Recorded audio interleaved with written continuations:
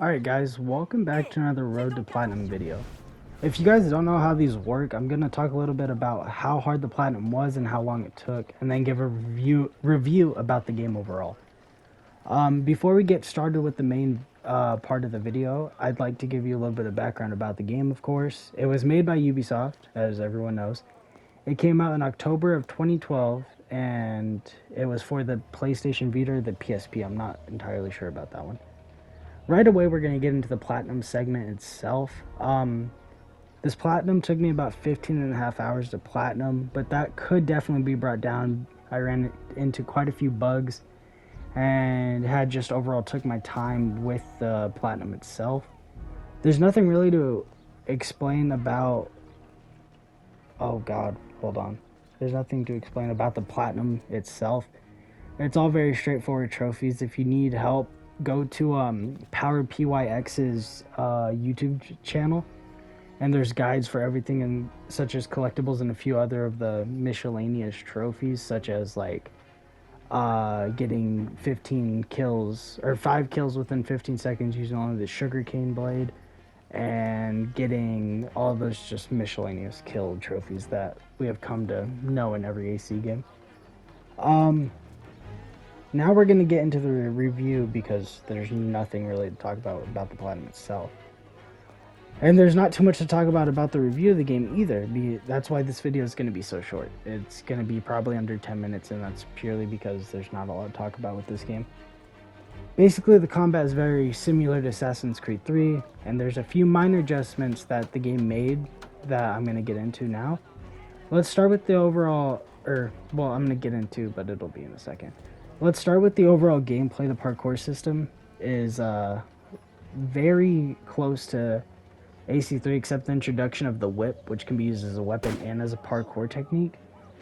So basically what the whip is used for is to leap greater distances during jumps. So you would hit R2, X, and forward on the left stick, and that would jump you further. But this is only for a few locations, so it's not really used much in the open world itself. Next, let's get into some other gameplay elements, such as there are multiple personas in the game that you can use for different situations. So the first one is the Assassin, which you can free run like normal, attack normal with all kinds of weapons you have, and the highest health, of course. Then you have the Slave persona, which can blend in very well, has limited weapons such as, I think, the sugarcane, the blowpipe, and your hidden blade and smokes, and that's it. And they have a little bit less health than the Assassin persona, and they can still free run. Last but not least, there's the Lady persona, where you can always be incognito basically everywhere, and you are limited to only your hidden blades, an umbrella, which is used as the blowpipe, and then I think smokes as well, if I remember correctly. I really did enjoy the combat of the game because it was so similar to AC3 itself. And you can even use a lot of the weapons straight out of AC3, such as Connor's Tomahawk, and a few of the swords, I believe, are also from AC3. So that's basically it for like overall crazy stuff.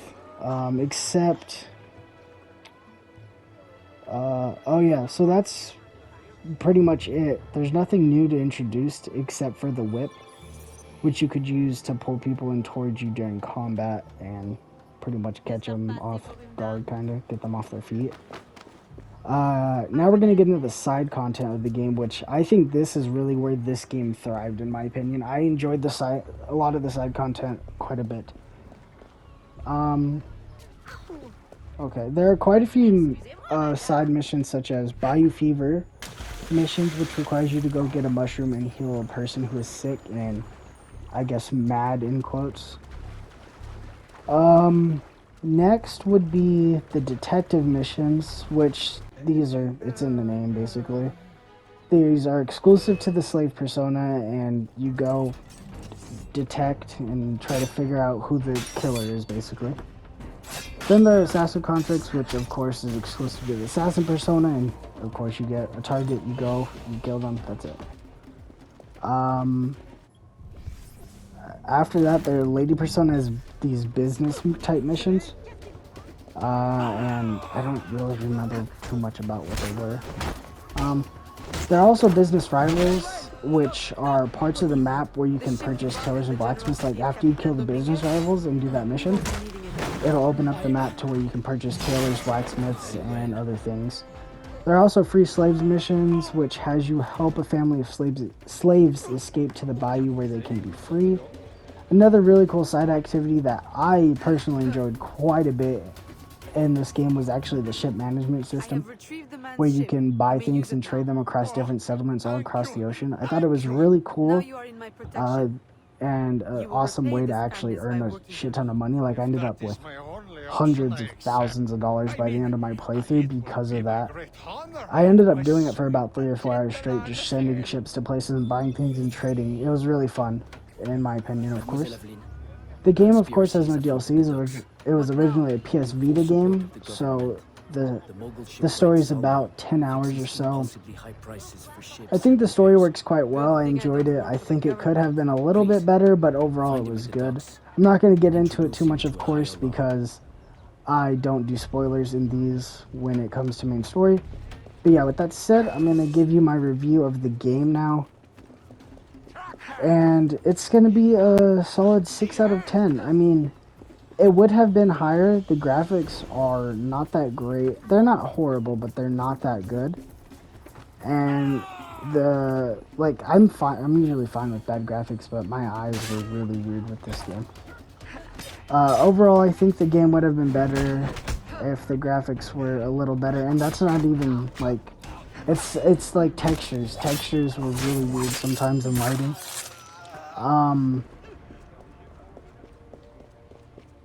And yeah, it was just overall a short experience, which I'm fine with sometimes, but I think this game could have used a longer experience, such as maybe a little longer story, because the story clocked in about 9 hours.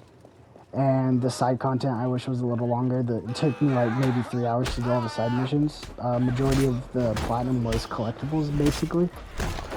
But yeah, with that said, guys, that's going to be the end of this Road to Platinum video. I know it's shorter than the other ones, but this is a smaller sized game. With that said, though, I hope you guys enjoyed. If you guys did, please don't forget to like and subscribe. Comment down below what you guys want to see on the channel in the future. And I'll catch you guys very soon in the next one. Stay safe out there, guys, and peace out.